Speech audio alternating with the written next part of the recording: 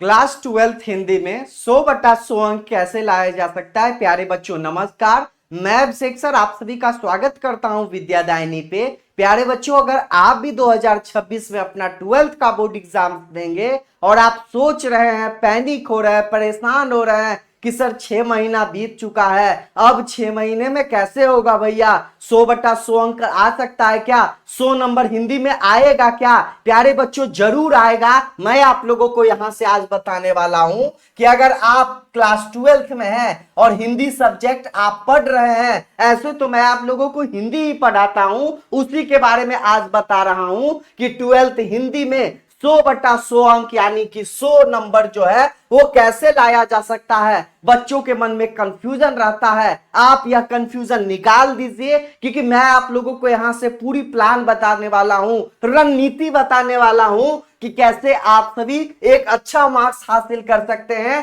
95+ तो हर स्टूडेंट्स को आ सकता है। प्यारे बच्चों, आपको क्या करना होगा, सिलेबस जल्दी से पूरा करना होगा।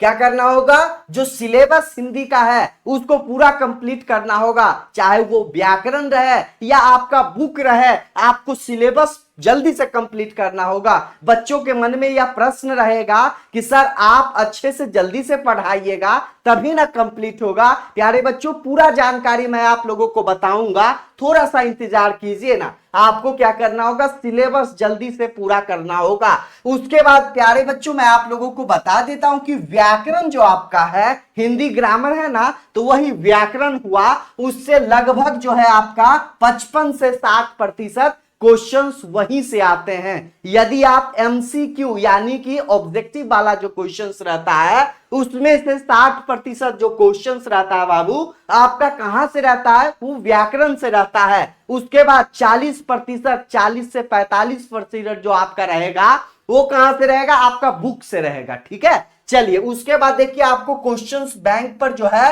वो फोकस करना है। आपको चैप्टर पढ़ लेना है। क्वेश्चंस बैंक मार्केट में उपलब्ध है, आ गया है, उस पर भी वीडियो मैं आप लोगों को बना दिया हूं, आप देख लीजिएगा कि कौन सा क्वेश्चंस बैंक खरीदना चाहिए, उसमें एरर कम रहेगा ताकि आपको जो है वो पढ़ने में आसानी होगी बाबू। ठीक है, क्वेश्चंस बैंक पर आपको फोकस करना है। अब चलिए मैं आप लोगों को बता देता हूं कि ये बुक है, कौन सा बुक है बाबू, दिगंत भाग 2 है। मैं आप लोगों को यहां से दिखा देता हूं, ये देखिए बाबू आप लोगों का बुक है, क्या है जी, यही आप लोगों का बुक है, आ रहा है ना समझ में, यही बुक है। ठीक है, उसके बाद देख लीजिए ये कौन सा बुक है, दिगंत भाग 2, और भाग 1 क्या होता है, वो 11th के लिए होता है। दिगंत भाग 1 जो होता है वो क्लास 11th के लिए होता है। यदि आप 12th में हैं तो आपको क्या करना होगा, भाग 2 लेना होगा, दिगंत भाग 2 बुक आप खरीद लीजिए। उसके बाद ग्रामर सबका आप बुक मत खरीदे बाबू, ऐसा कुछ है नहीं, ग्रामर का भी बेस्ट बुक है, लेकिन वो आप लोगों को थोड़ा ज्यादा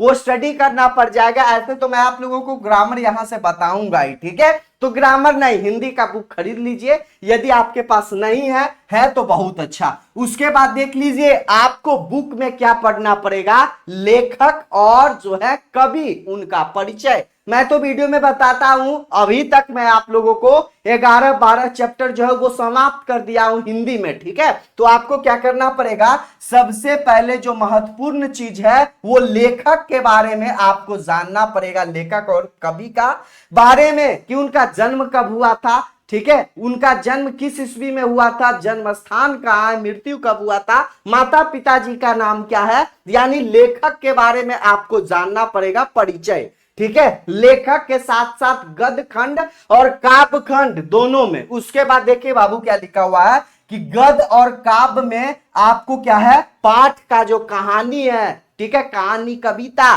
वो आपको पढ़ना पड़ेगा, समझना पड़ेगा। मैं आप लोगों को एक चैप्टर 3 वीडियो में समाप्त करता हूं, तो वो आप देखिएगा तीनों वीडियो, तो आपको जो है वो चैप्टर पूरा समझ में आ जाएगा। ऐसा पढ़िए कि आप लोगों को कुछ भी क्वेश्चंस पूछ लिया जाए, ऑब्जेक्टिव रहे सब्जेक्टिव रहे, तो वो आपका बन जाए, उस तरीके से आपको पढ़ना पड़ेगा बाबू। ठीक है, तो वो समझ गए, आपको लेखक के बारे में गद्य खंड यानी पाठ कहानी वो आपको समझना पड़ेगा। ये दोनों चीज यदि आप कर लेते हो तो आपको क्या हो जाएगा, ऑब्जेक्टिव आपका बन जाएगा। क्या हो जाएगा, ऑब्जेक्टिव आपका बन जाएगा। यहां से समझिएगा महत्वपूर्ण चीज है, ऐसे मत आपको हल्के में मत लीजिएगा। देखिए क्या है, लेखक, क्या लिखा हुआ, लेखक और लेखक प्लस कवि का उन इंट्रोडक्शन जो होता है उनके बारे में जो होता है वो आप यदि कंप्लीट कर लेते हैं अच्छे तरीके से तो आपका ऑब्जेक्टिव बन जाएगा। क्या हो जाएगा, ऑब्जेक्टिव। आपको स्पेशल से नहीं करना होगा, बच्चों जो है वो अभी से ही ऑब्जेक्टिव पर ध्यान दे रहे हैं, उसको याद कर रहे हैं, ऑब्जेक्टिव क्वेश्चंस बैंक से उसको याद करना शुरू कर दिए। प्यारे बच्चों, लेखक के बारे में आप पढ़िएगा,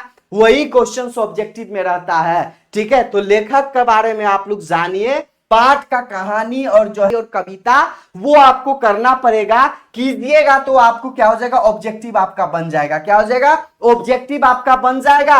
ऑटोमेटिक जो है वो आपका क्या है, सब्जेक्टिव, सब्जेक्टिव जो है वो आपका ऑटोमेटिक हो जाएगा। क्या हो जाएगा, ऑटोमेटिक हो जाएगा। यानी कहने का मतलब है कि आप सब्जेक्टिव क्वेश्चंस पर फोकस कीजिएगा तो आपका ये तीनों चीज हो जाएगा। क्या हो जाएगा, ऑब्जेक्टिव भी हो जाएगा, सब्जेक्टिव भी हो जाएगा, लेखक के बारे में कवि परिचय, काव्य और गद्य खंड, काव्य खंड का जो है वो भी आपका कंप्लीट हो जाएगा। ठीक है, यानी ये दोनों चीज कर लेते हैं तो ये दोनों चीज हो जाएगा। क्या हो जाएगा, ये दोनों चीज हो जाएगा। आपको परेशान जो है वो नहीं होना है कि ऑब्जेक्टिव याद करें, कैसे करें, सिर्फ ऑब्जेक्टिव पर आप लोग फोकस कर रहे हैं तो वैसा नहीं कीजिए। ठीक है, ये सभी जो है वो अपनाइए तो वो खुद हो जाएगा ऑब्जेक्टिव। ऑब्जेक्टिव का नहीं करना है, सब्जेक्टिव पर फोकस करना है बाबू, दीर्घ उत्तरीय क्वेश्चंस पर। ठीक है, ये समझ में आ गया। उसके बाद देखिए व्याकरण, व्याकरण में आपको क्या रहेगा, व्याकरण में तो आपका जो चैप्टर है, ठीक है, व्याकरण का वो मैं आप लोगों को पढ़ाऊंगा, लेकिन सब्जेक्टिव में जो पूछा जाएगा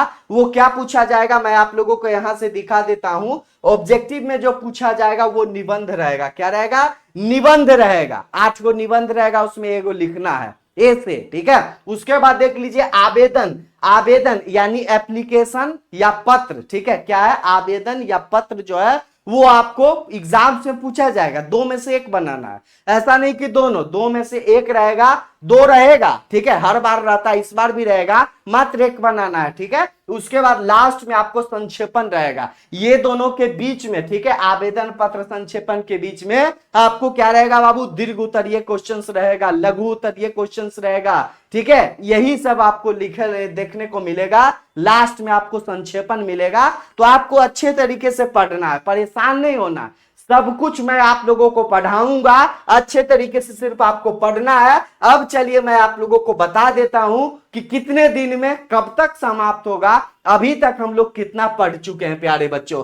ये सभी जो आपको मिलेगा वीडियो वो प्लेलिस्ट में मिलेगा विद्यादायनी यूट्यूब चैनल पर। ठीक है, चलिए गद्य खंड में कितने कंप्लीट कर लिए जी, 5 चैप्टर। ठीक है, उसके बाद काव्य खंड में कितने कंप्लीट कर लिए, 6 चैप्टर। दोनों मिलाकर कितना हो गया प्यारे बच्चों, कितना हो गया, 11 जो है वो चैप्टर हम लोगों का समाप्त हो चुका है। क्या हो चुका है, इंड हो चुका है 11 चैप्टर। ठीक है, चलिए उसके बाद प्रतिपूर्ति में कितना बचा है, 3 चैप्टर जो है वो बाकी है। व्याकरण में लगभग 25-26 चैप्टर है। क्या है, 25-26 चैप्टर है, ये भी हम लोग कर लेंगे, तो ज्यादा है नहीं, 11 चैप्टर कंप्लीट हो चुका है। आप लोग देख लीजिए, नहीं देखे हैं जो न्यू बच्चे हैं अभी तक कुछ नहीं पढ़े हैं तो प्लेलिस्ट में चेक करना है। ये गद्य खंड का अलग प्लेलिस्ट है, काव्य खंड का अलग प्लेलिस्ट है बाबू। वो आपको जो है वो 11 चैप्टर समाप्त हो चुका है। और अपने बुक में यानी जो हिंदी वाला बुक है उसमें कितना चैप्टर है, 26 चैप्टर है। क्या है बाबू, 26 चैप्टर है। 26 में से 11 हो गया तो कितना बचा, 15। कितना बचा, 15 चैप्टर बचा है हम लोगों को। ये जो है 15 में से लगभग हम लोग 6 चैप्टर जो है वो इस महीने में समाप्त कर देंगे। ठीक है, कितना, 6 चैप्टर यहां से समाप्त कर देंगे। और जो भी चैप्टर यहां से बचेगा, क्या बचेगा, 8-9 चैप्टर जो भी बचेगा वो यहां से हम लोग अच्छे तरीके से नेक्स्ट मंथ कंप्लीट करेंगे। ठीक है, यानी कि आपका जो सिलेबस है वो कब तक समाप्त होगा वो भी मैं आप लोगों को यहां से बताऊंगा। यानी कि ये जो ग्रामर वाला 26 चैप्टर है और ये 3 चैप्टर प्रतिपूर्ति वाला है वो नेक्स्ट मंथ आप लोगों का कंप्लीट हो जाएगा। ठीक है, यानी कि अगस्त महीने में ये मैं आप लोगों को कंप्लीट करके यहां पे इंड कर दूंगा। यानी आपका हिंदी का जो फुल सिलेबस है वो आपका 31 अगस्त 2025 का आपका इंड हो जाएगा प्यारे बच्चों। क्या हो जाएगा? 31 अगस्त 2025 को आपका, यानी 31 तारीख को जो अगस्त आएगा उसमें आप लोगों को कंप्लीट हो जाएगा, परेशान नहीं होना। ठीक है, आ रहा है समझ में? तो वही चीज मैं जो सिलेबस है हिंदी वाला वो मैं आप लोगों को यहां से इंड करने वाला हूं। क्या करने वाला हूं? वो समाप्त करने वाला हूं प्यारे बच्चों। आपको परेशान नहीं होना। ठीक है, अच्छे तरीके से सिर्फ आपको स्टडी करना है। टोटल चैप्टर, टोटल प्रतिपूर्ति, व्याकरण, गद्य खंड, काव्य खंड सब कुछ कंप्लीट हो जाएगा आपका 31 अगस्त 2025 तक। ठीक है, 31 अगस्त आपको याद रखना है, सबसे पहले यहीं पे समाप्त होगा। कहीं पे भी आप पढ़िए सबसे पहले आपको यहीं पे समाप्त होगा प्यारे बच्चों। उसके बाद देख लीजिए लास्ट में आपको पीडीएफ नोट्स लेने के लिए मैं आप लोगों को बता देता हूं कि फ्री में पीडीएफ लेने के लिए संपर्क कीजिए। ये नंबर पर, ये दोनों नंबर आप लोगों को देखने को मिल रहा होगा। ये दोनों नंबर विद्यादायिनी के नाम से सेव कर लेना है बाबू, विद्यादायिनी यूट्यूब चैनल के नाम से। ठीक है, नंबर क्या है सर? पीडीएफ मिलेगा, फ्री में मिलता है। क्या है? 7667140322। दूसरा नंबर है 8292748995। आप मुझे व्हाट्सअप कर सकते हैं, अन्यथा जो लास्ट में आप कॉल भी कर सकते हैं बाबू। ठीक है, ऐसे व्हाट्सएप पर आप संपर्क कीजिए। विद्यादायिनी आप लोगों को जो भी हो आप लोगों को पूरा फुल सपोर्ट करेगा प्यारे बच्चों। नोट्स, पीडीएफ के बारे में, क्लास के बारे में, ठीक है, कुछ भी आपको दिक्कत है तो आप कमेंट कर सकते हैं। ऐसे व्हाट्सएप आप कीजिए ये नंबर पर, आप लोगों को कुछ भी परेशानी जो है वो नहीं होगा, अच्छा से आपको रिप्लाई मिलेगा और क्लास के बारे में सब कुछ जानकारी आते रहेगा। व्हाट्सएप ग्रुप, टेलीग्राम ग्रुप से जुड़ जाइए। आज के लिए इतना ही। कैसा लगा ये वीडियो मुझे कमेंट करके आप सभी जरूर बताइएगा और ज्यादा से ज्यादा इस वीडियो को आप सभी शेयर कीजिए।